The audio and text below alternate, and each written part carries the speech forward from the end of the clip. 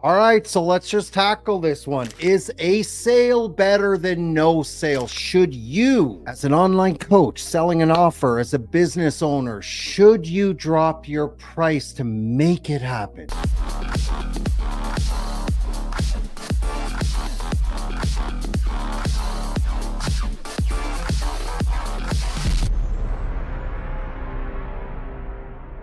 Every salesperson on the planet will go through this one. Is a sale, even at a reduced price, better for you, better for your business, making it happen versus no sale? I mean, let's get real for a second. There's strong arguments on both sides. So stick around on this video, watch to the end, and let's uncover that together. What is the best decision for you when you're in front of a prospect and they're giving you a bottom line? So the big question pops up. You drop your price to seal a deal. You get to the end of the sale. Oh boy, do they want it. And the logistical budget factor comes in. This is what I have. I can't go past that. Make it happen for me. We've all been there. Now, obviously, if you work for a bigger business or company, your pricing's a little bit more established. Maybe you sell an offer for, more of a high volume business. You're going to have less, hey, make this work for me type of scenario, but it's still going to come through any industry. It could be a realtor and they want to pay you this much to list their house, and here's their bottom line, take it or leave it type of thing. It's everywhere. And as a business owner, a business leader, you can make it happen. Or if you work for a business, you could probably talk to the CEO and,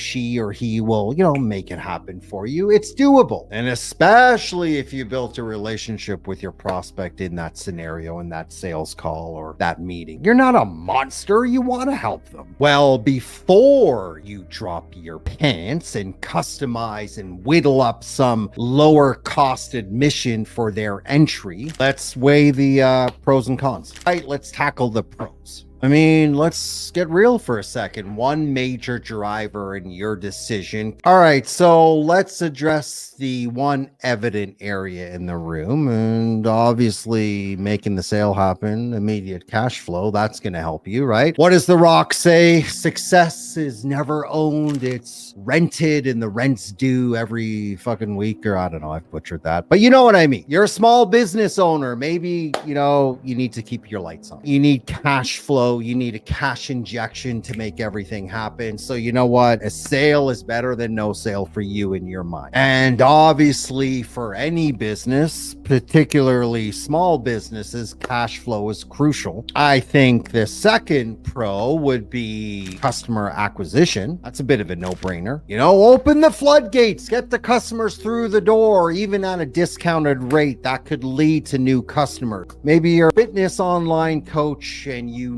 will get that fire of a testimonial from that person, and now you're going to get 3 or 4 more clients just from doing that. You're confident in what you offer. I mean, a third reason could be it's been a slow week. We need the sale. I hate to say it. We need the sale. Let's get them in. We can't blank. Can't have a donut, as my old boss used to say. No donuts. Yeah, I think for starters, those are pretty convincing pros as to why you should make the sale happen. So why even look at the cons, right? Scott, why are you going to take us through the cons? The pros are convincing enough. It makes sense. That's how I justify doing it every single time I've done it. One of those areas I've thought through that, and that's why I went that way. Well, it's pretty simple. We are going to go through the fucking cons, and you will listen because I'm doing this for you. So you're going to sit back and take it. I would say the first standout negative, the first con would be value perception. There is no going back on this one. Let me share a quick story on that. Let's look at the fitness industry, right? You look at the fitness industry through the 80s, the 90s, the early to the mid 2000s, man, fitness chains dominated.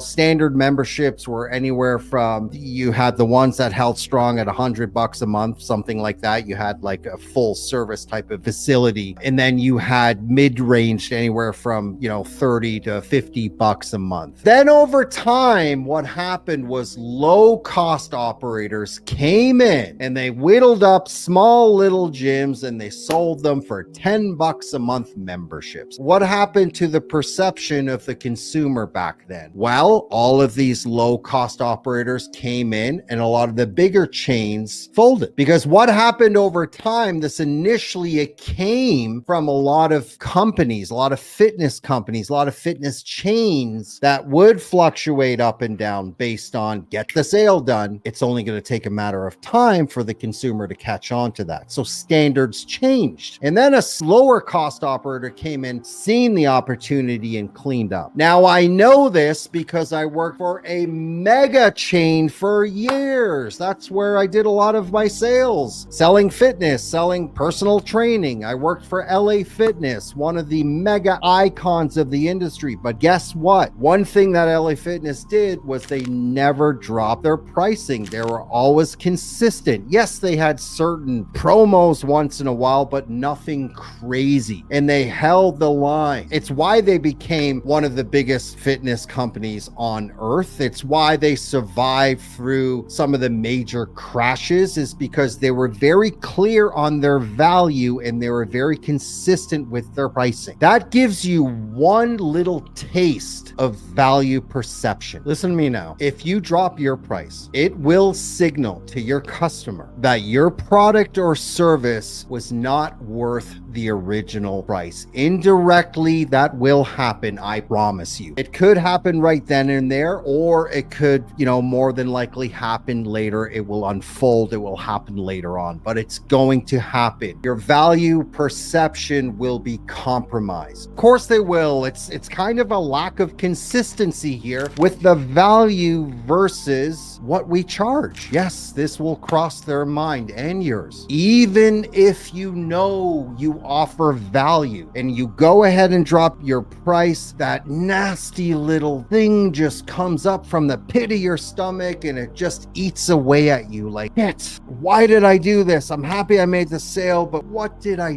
do? The ugly dropping of the pants status is now ingrained for you and for them. But that's nothing, because there's a worse con after that, and that's eating into your profits. That shit will bleed you dry in the long run. Like, what the fuck are we doing? I'll put it to you like this, right? Let me kind of paint a picture for you. Imagine that you have an offer. You have a service. You can make someone's position in something better. You can improve dramatically. You can help your prospect. Let's say you sell a course on communication. Let's say you're a communication expert. I'm just giving you an example. And your ability is to help someone improve their status as a professional, right? You can dramatically improve them within their profession. You offer a lot of value. I work with salespeople, right? I take a salesperson, I make them really, really good so they can get better and better and better and make more sales and be skilled in areas where they convert more. They're making more money. Who knows what their commission is or what their offer is, but compounded results from a skill set can be life-changing. So I can offer a lot. Whatever your offer is, when you start eating away, taking away your ability yourself as a business owner, and you start eating into profit, there is something seriously wrong with that picture. Here is the number one reason you should never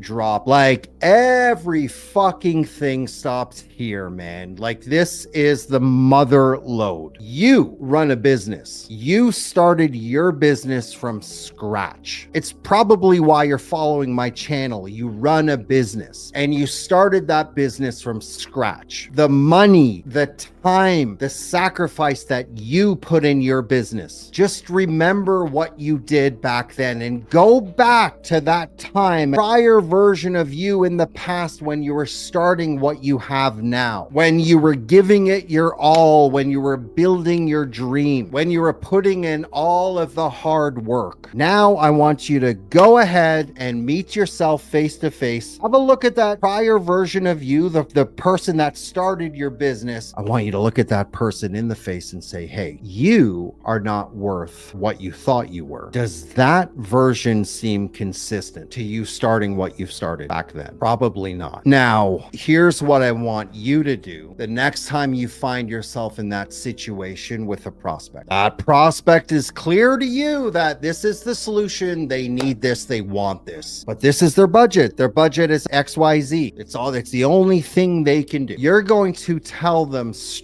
wait? No, you take it or leave it. Because I know with the problem that you have that we uncovered together, that I'm confident my solution is your solution, your best solution. So no, I'm not gonna drop my pants. Like, what's the real problem here, guys? Is it a budget? You are a business owner. You have worked your ass off. You still work your ass off, whatever profession you're in. So why now, when you've made it here, why is your prospect's problem now your problem? Why are you allowing that to be your problem? And that may sound harsh, but here's the thing. Budget is not the problem. Guys, it's not the problem. It's not the true problem here. You can get creative with payment plans. You can help them become resourceful, especially if you're a small business owner. Of course you can. What you need to do is go back on that sales call, that sales scenario, that sales meeting, and find out where this came from. What did we miss? Because having problems with your budget is normal for everyone. The question is, are they willing to become resourceful? Being able to get the job done. That tells you a lot about a person. When you started your business, you didn't make your problem everyone else's problem. You still invested, I'm sure, in many things. You still put in the work, you still put in the time. Now you have to ask yourself, do you want someone like that with that type of thinking? Now, don't get me wrong, if you're getting a lot of prospects that are telling you that this is XYZ budget they have and they can't do anything, there's something going on upstream on your sales process, or you just simply, it could be more of a logistical thing. You need another offer that is maybe in between. That's something that you would have figured out through trial and error, and that is a possibility, but that's more the one-off. But other than that, do not drop your price. Just don't do it. Don't drop your price. You don't have to. I'm going to share a really quick story with you guys. Yes, Scott, why the fuck are you holding up a boxing glove? Well, the reason I'm holding up that boxing glove is that company, it goes by the name of Winning. Winning is a Japanese boxing brand. It's a company that have been around for years. Now, you may not know, but Winning is very expensive. They're probably 3 to 4 times the price. Why? Well, anyone that trains in the combat world understand the quality that Winning have produced. The Winning market? Fuck no. There's no marketing whatsoever. They have earned that reputation through the results and through their worth. When you order a pair of gloves from Winning, yes, you are paying 4 times the amount, right? These bad boys cost me close to $1,000 to get shipped from Japan over here. Took about a month to wait. And guess what? People will wait. If their stock is low, which they always are, you have to wait, but people do it. There's no compromising any price talk or anything like that. My point is